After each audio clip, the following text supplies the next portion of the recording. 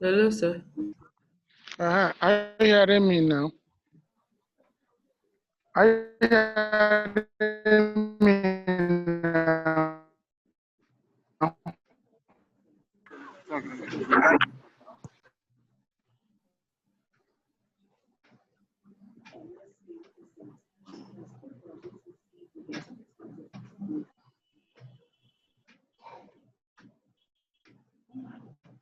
Yes, my name is Dr. Okoro, University of Nigeria, and I'm in charge. I'm facilitating the course CDE 500 Fundamentals of Banking and Finance. Fundamentals of Banking and Finance. And as the course title is, we're only going to deal with the fundamentals. We're not going deep into the study of finance. So this is about a 100 level course. We're going to make it to be very interesting, and at the end of the course, you are sure you must have learned something that will make you to be functional in the business and public life. Let's start with the definition of the term finance. If you ask some people what is finance, they tell you it's money. Actually, they are not far from the answer, because finance has to deal with money. But unfortunately, money is a medium of exchange, something that is generally acceptable within a community for the settlement of debt. You can ask another person, what is finance? The person will tell you that it has to do with management of money. Yet, the answer is not very bad. It has to do with management of money. But to now ask the person, what is management? You hang there. Some people used to make this statement: I need a new shoe, or I need to make a short travel, but I cannot finance it. Then you ask the person, what do you mean that you cannot finance it? What do you mean you cannot finance it? It means that he or she cannot provide the means of payment. In other words, finance to that individual has to do with providing the means of payment. And what is that means of payment? You say it's money. You cannot provide the means of payment. You cannot finance it. You cannot finance it. So finance is greater than money. Money is a medium of exchange. Then, how do you provide the means of payment? How do you provide the means of payment? At individual level, you have to provide for means of payment, otherwise called personal finance. At business level, you have to provide the means of payment, otherwise called financial management or business finance. At public level, you have to provide the means of payment. In other words, I'm talking about public finance, finances of the government, finances of the public authority. So these are the three main levels that the word finance or term finance applies. The three main levels: private finance, business finance, and public finance. Before you plan or before you provide the means of payment, you have to make some plans. You have to plan from where to source the fund. Otherwise, you know, you can source from your private savings, can source from friends and relations, can source from conventional commercial banks through borrowing and the rest of them. You can even say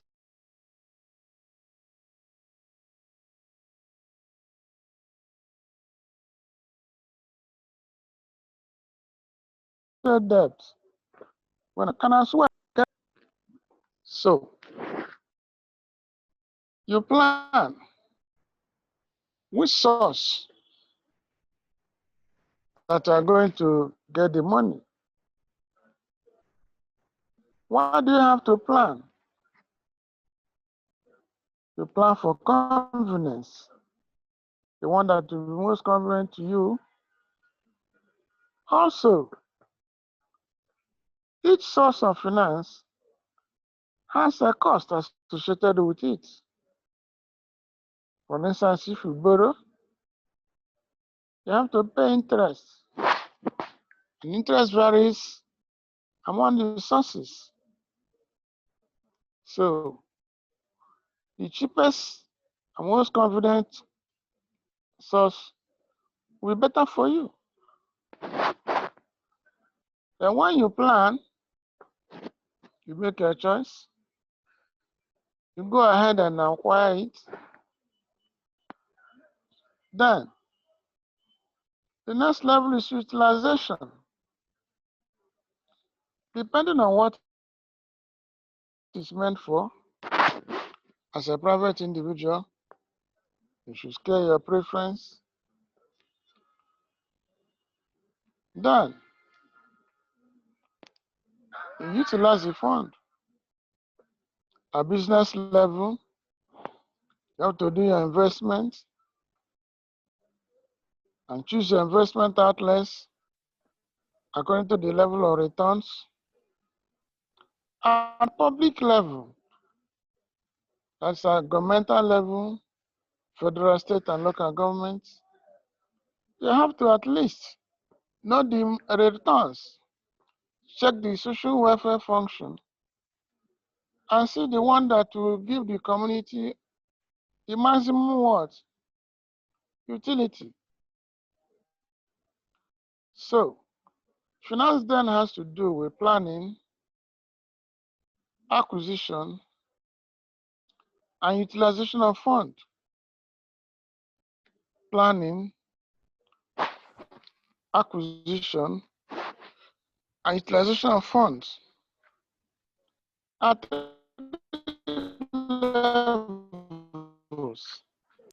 levels. Individual level, a private individual, which we call personal finance. A business level, which we call business finance, conventionally studied as financial management. Then a public level,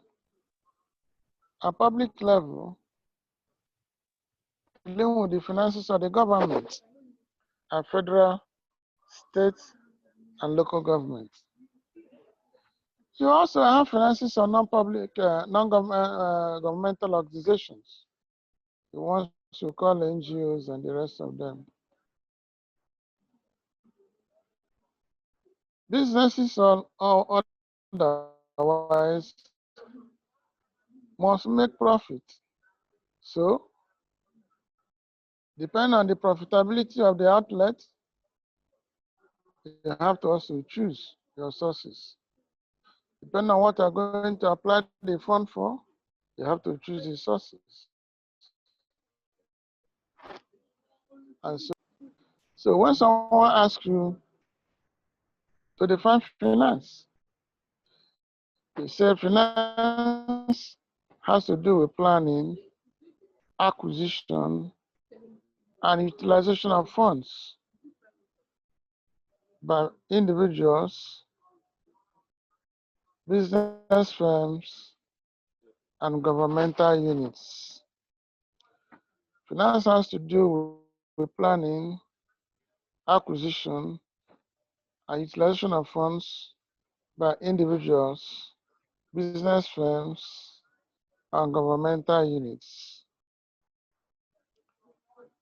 Defined this way, you have defined finance as a management function. You have defined finance as a management function. You can as well define the term finance as a discipline of study. As a discipline of study, as an academic discipline. For instance, most of you keyed into the functional areas of business. Now, finance, reading management, reading accounting, reading marketing. One will now ask you, since you're reading finance, what is finance? What are you reading? What does it involve? You are reading marketing. What are involved? You are reading accountancy. What are involved? You are reading management. What are involved?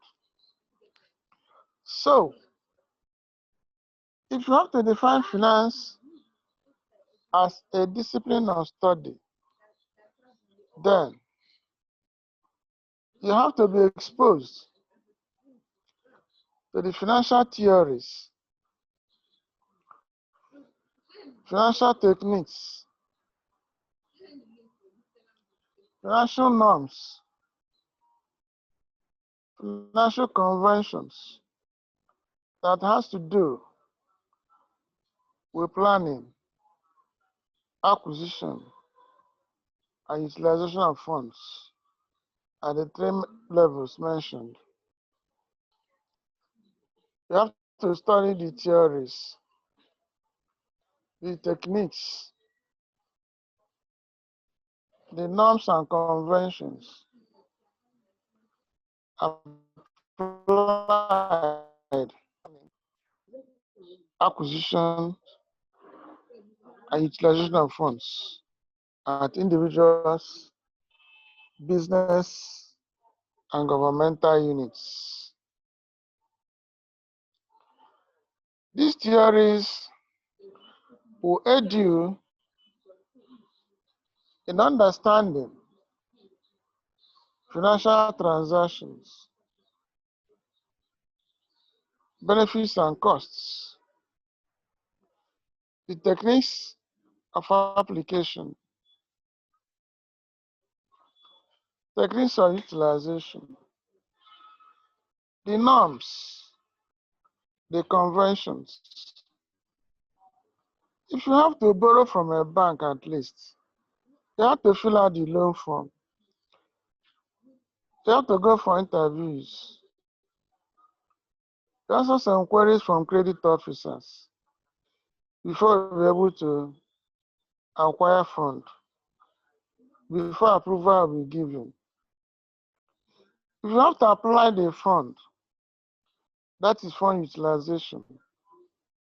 You must have to carry out your benefit cost. Your benefit cost, or what you call cost and benefit, because you are there to maximize profit. Each fund source with its own costs will either make you to have more profit or less of it. And sometimes losses, depending on where and what you apply the fund to.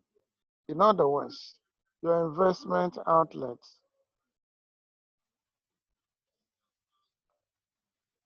I repeat myself. Each fund source has a cost associated with it.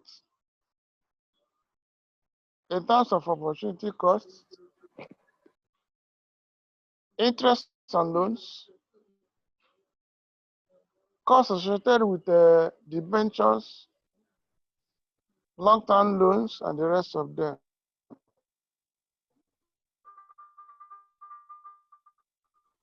So you must have to carry out what you call financial analysis, which is a source of fund. Are the sources that are associated with small businesses may not be utilized by big businesses. For instance, one man business cannot sell shares, cannot float debenture. They can borrow from individuals, can borrow short from conventional banks or other loan sources. So, put together, you can define finance as a discipline of study or a management function. You can define it as a process whereby you have to pass through the planning stage, acquisition stage, utilization stage at the 3 levels, i.e., individuals, firms, and governmental units.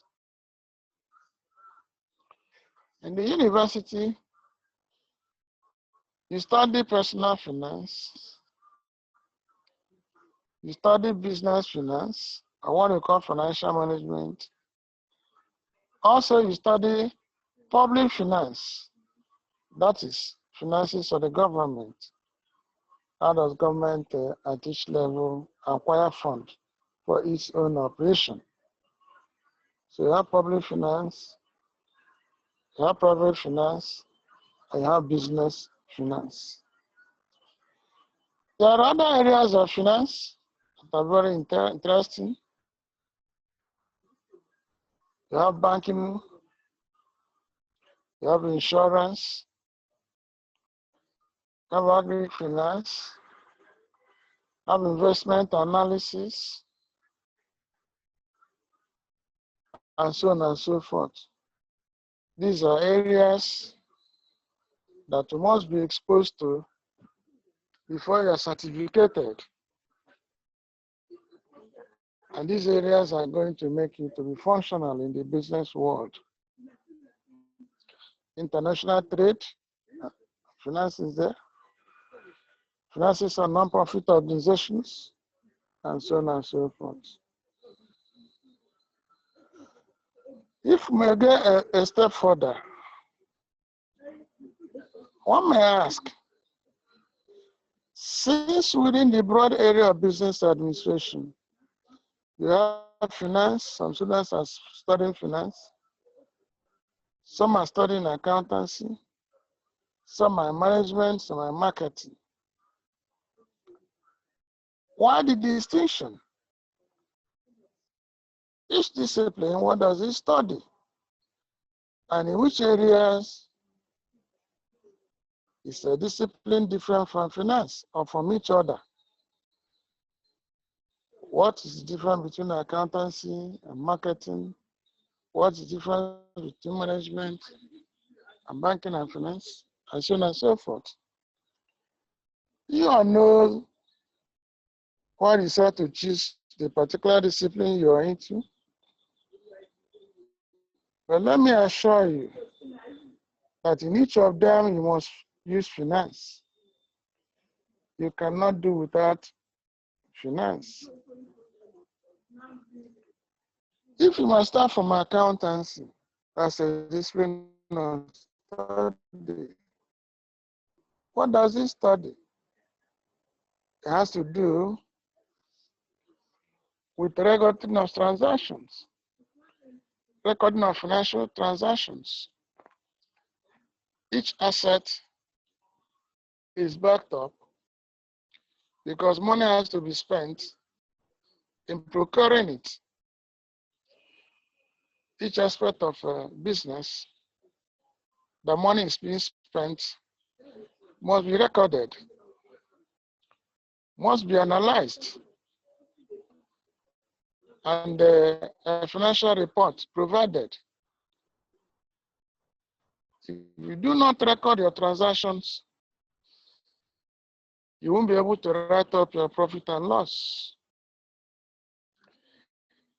You have to record the income, you have to record the expenditure, because it's from there that you know whether you're making progress or not.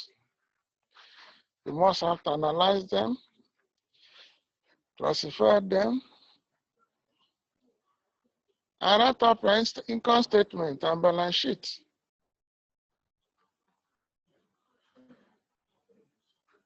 Now, what does marketing study?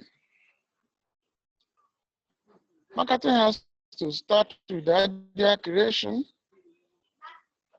finding out what people need, where they need them, and what price might it be, so as to make returns. In other words, marketing cannot do without money.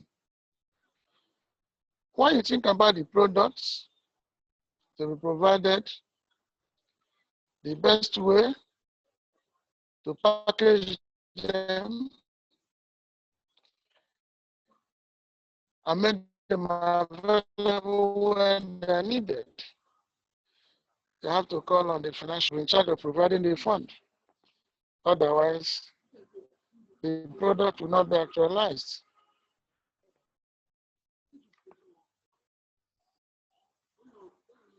If you call the human resource manager or production manager, as the case may be, the production manager has to look for the physical resources which to provide whatever is needed. The human resource manager has to hire personnel. In other words, we're talking about man-machine in management, utilization of men and materials for the production of the goods and the services.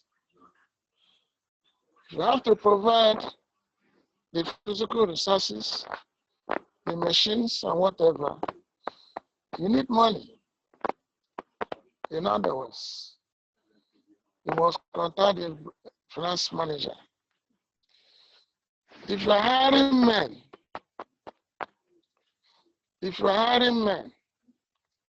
depending on the categories, you will see they have to contact the finance manager. In other words, finance pervades all the areas. And that is why it is said to be the lifeblood, the life wire of any business. The life wire of any business. So financiers are very, very important in business organizations, in business activities, in all enterprises, both profit making and non-profit making, at the three levels. That is why we say finance is the lifeblood or the life wire of every business. Hello? Yes, sir, we're with you, sir. Hello? Hello, sir. Hello, sir. Are you okay for the day? Huh? Hello? Hello, Hi, sir. sir. Hi. I'm hearing you. Yes, we are with you. We are with you. Are you still on? Yes, Yes, we sir. are still on. Okay. So that's why finance is said to be the lifeblood of every business. Let's move a little step further. Business. We have mentioned them, we're only trying to summarize. And the reading materials emphasize them much. for procurement. For procurement, resources, man, material, resources in marketing.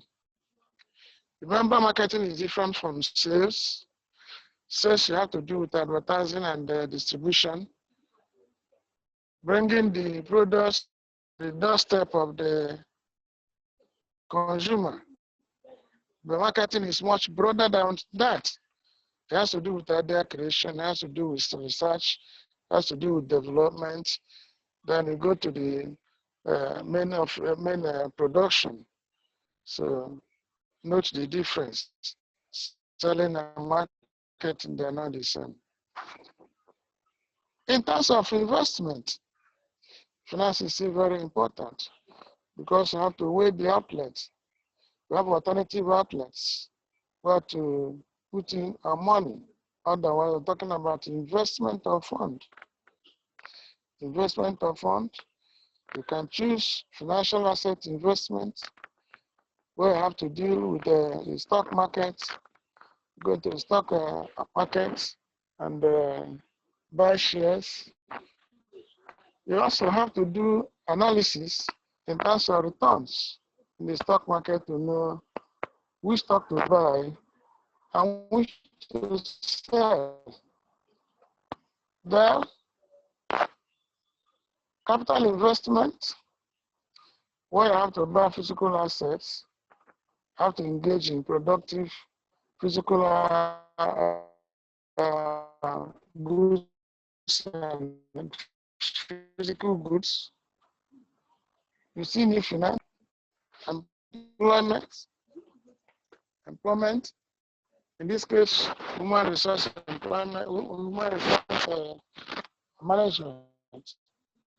You need finance. And in most all areas, all aspects of life. And if you're able to know the sources and the uses, hello? Hello, sir. If you're able to know the sources and the uses, you're on. Am I on still? Yes, yeah. Oh, Hello? Am I on still? Okay.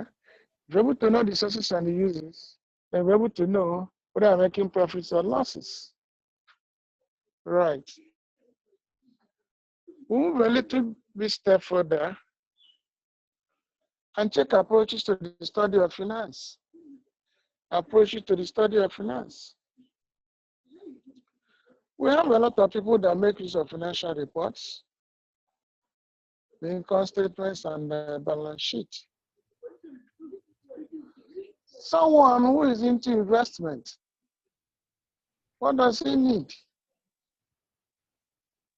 In which area of finance or which aspect is he mostly interested in? He's interested in the income statement and balance sheet. If a lawyer is studying finance, he's interested in contracts. Issues burden on contracts. Because each business has to engage in contracts. Filing of papers. That is the legal approach, the investment approach, the management approach, and so on and so forth. Consider yourself a lawyer and you're employed in a business. Which aspect of finance are you interested in? Writing of legal contracts, drafting of paper, drafting of letters, legal proceedings, and so on and so forth, as it pertains to business organizations. That is why if you're studying finance, you're required to carry a course called business law. You must study a course in the law faculty called business law. Business law.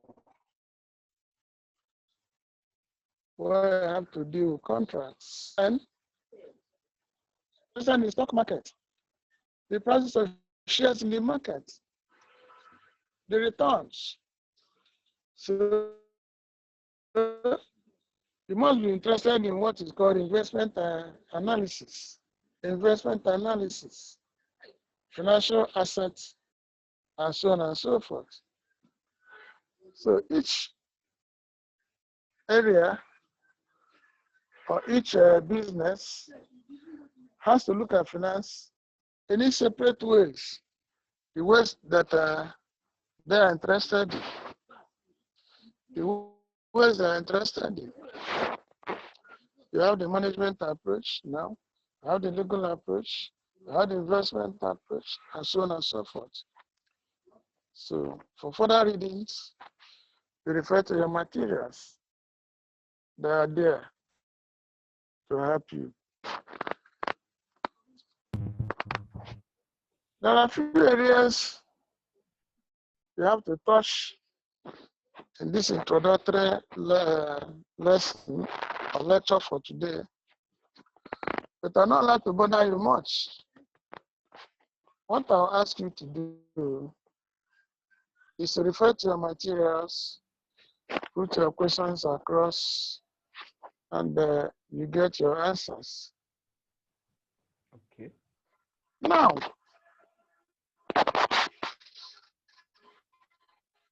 if you know what finance is all about, the importance of finance, difference between finance and other areas of business, and approaches to the study of finance, where do you practice finance? That is the next question.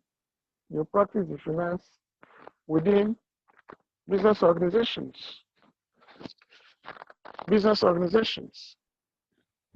For instance, one could ask you for the type of businesses available. You have the private businesses where you have to do with your private finance, the one-man business, the partnership,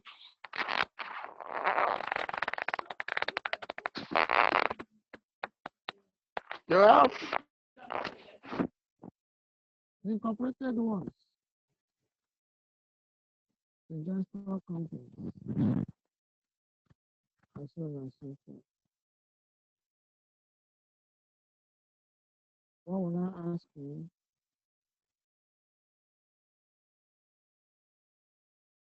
What is a one-man business? What is a one-man business? What is a sole trader, or what you call sole proprietorship? It's a business form. These are businesses that cannot be distinguished from their owners.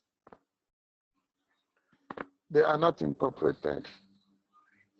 They are one with the owners. They are not separate from the owners. They have the owner manager. And they pervade every aspect of the business world or the business scene, depending on the level.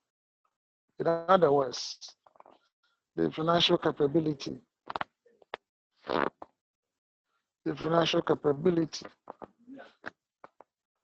Businesses owned and operated by one person.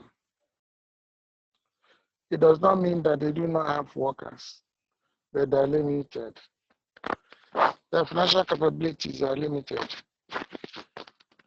and they are not limited liability organizations. They are also not legal entities. They are not limited liability organizations. They are not legal entities. Their fund sources are limited. They are limited to private savings, borrowing from friends and relations, customer advance payment, short-term borrowing from commercial banks, etc. They have major disadvantages.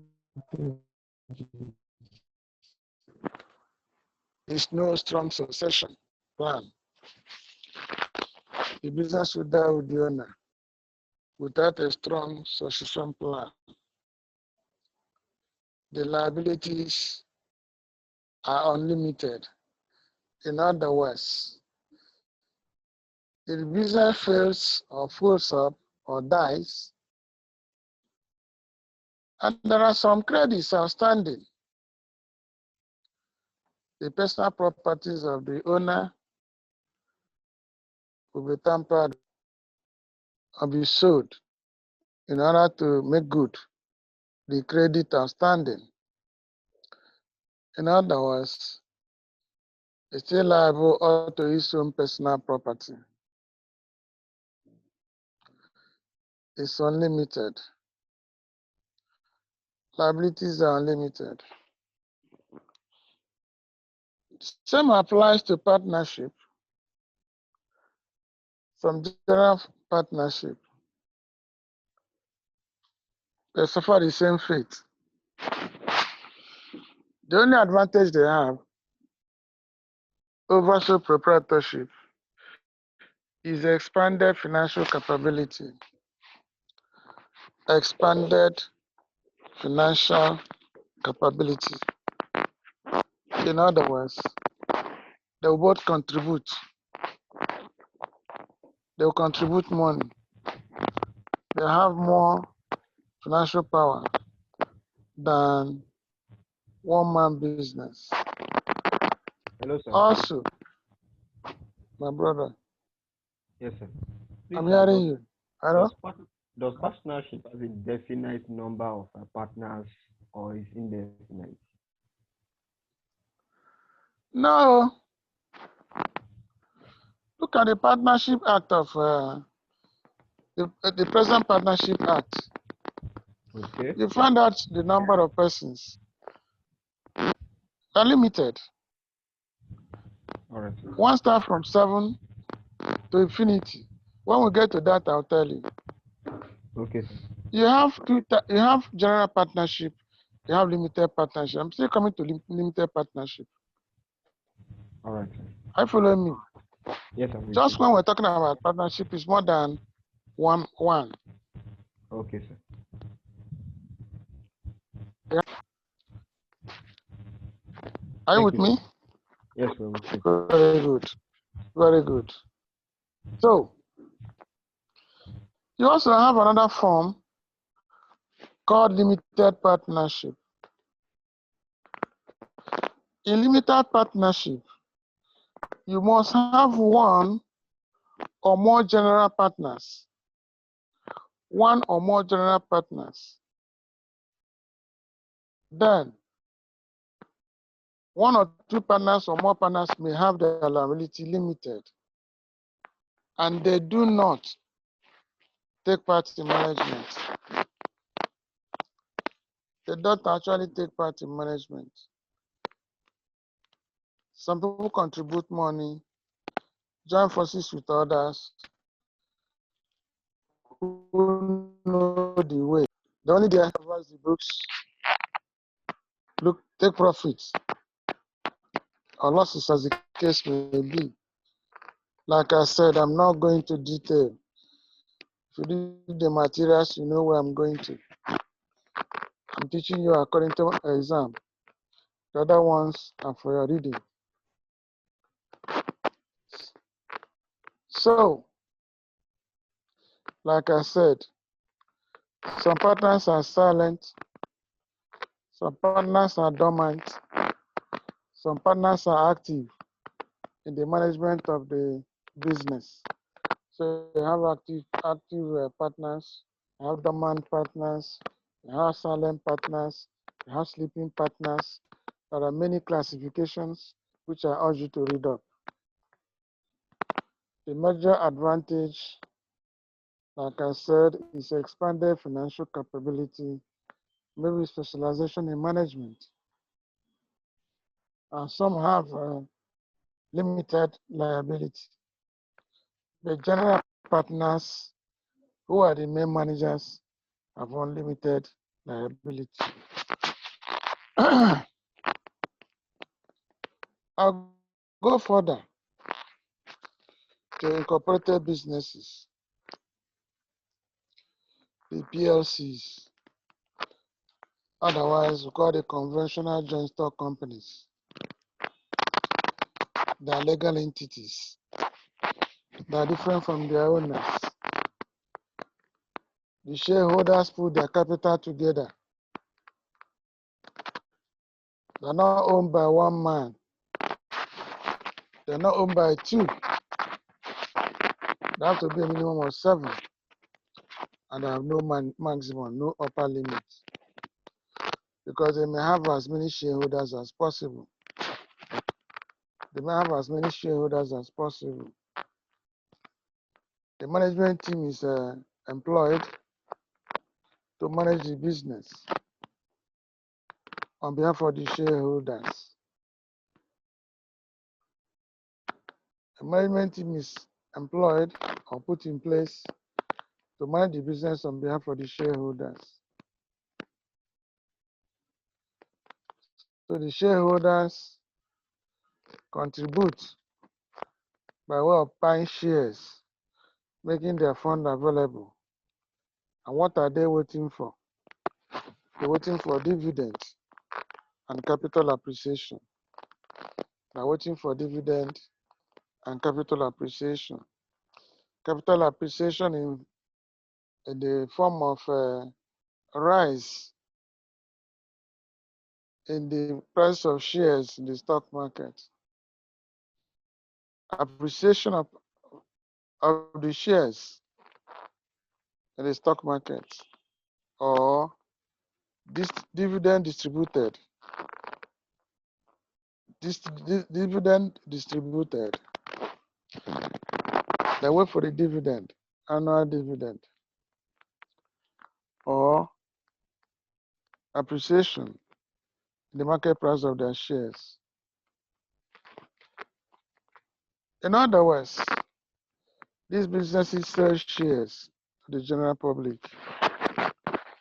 using conventional methods, which we'll study later. These businesses can float debentures. They can go into long-term loan, mortgages, as the case may be. They sell preference shares, which we'll study later. They have access to customer advance payment. They do leasing this equipment. They're also into hire purchase. These are their fund sources.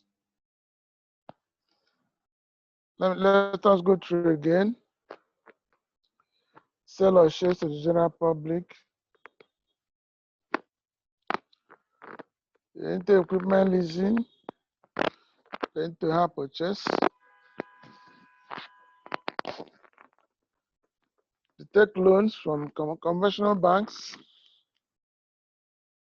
They take loans from conventional banks. There are many forms of loans that you have to study. As you read, repeat them one by one. Forms of loan.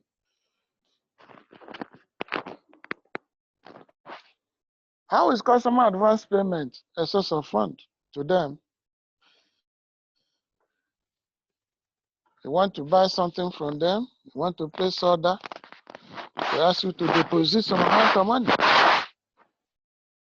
It's an assurance that you're going to pick the item when it's produced. Also, they're not keeping the money idle. You have to employ the money into the productive activity. So, in other words, you're making part of the fund available to them. You also have purchases on credit, and make their purchases on credit. Engage in credit purchases, what we call deferred payment. I promise to pay you tomorrow. It also has its own costs, as the case may be. I just want you to pick the fund sources. You also have the one We call cooperative society. It's a business form. Business form, cooperative society. People that engage in one productive activity or the other may come together. In other words, they cooperate in that area, raise funds, do their businesses, share profit and losses. You have another form called thrift and loan. They save and lend to each other at low interest. At other times, you have wholesale cooperative. They buy in bulk and retail to each other at low prices. They have major advantages and disadvantages. Then the last form is public operations, government businesses, carrying government investments. There were many of them before now. NEPA was there, the coal board was there, the railway corporation was there, the water board was there, the airways was there, and so on and so forth.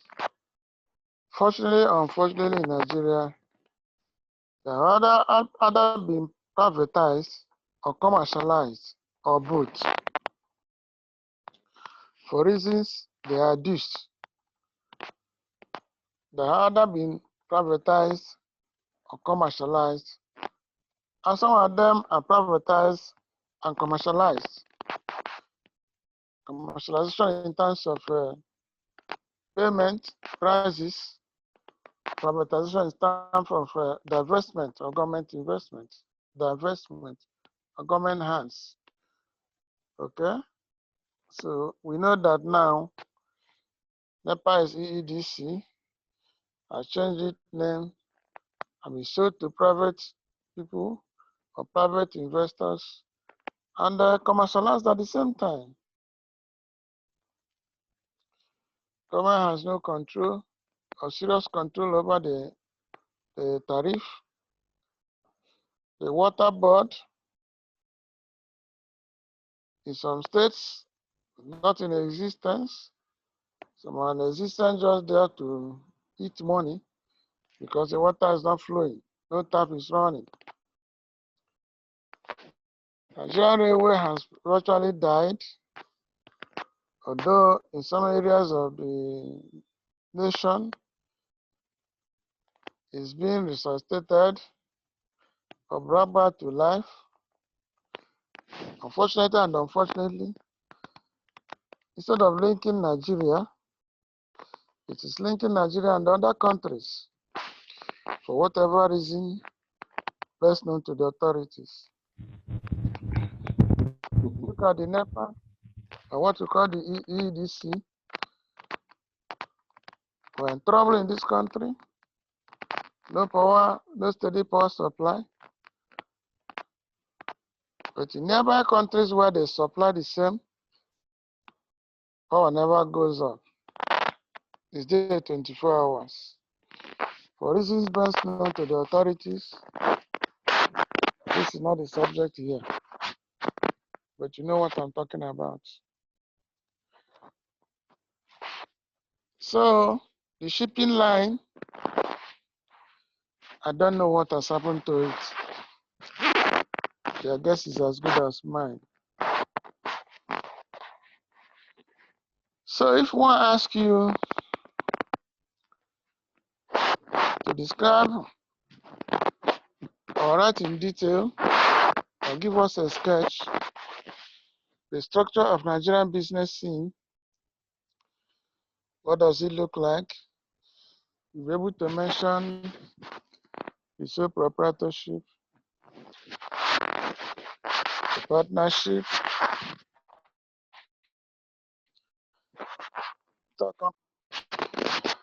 you'll be able to remember the cooperative societies and public businesses. One might ask you to say what you know or add what you know about privatization and commercialization in Nigeria? And which one do you prefer in terms of government businesses? You're able to tell us something. In terms of which businesses you may be asked to mention or discuss or explain the sources of funds available to each.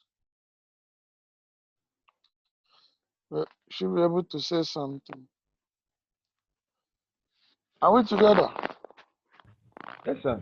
Are we together? Yes, sir. Yes, sir. Very good. Very good. What I'm telling you or what I'm giving out is what I'm mostly interested in. Do you understand me? Because you have Yes, to sir. do your quiz and have to write your exams. So the sketches are what I'm giving you.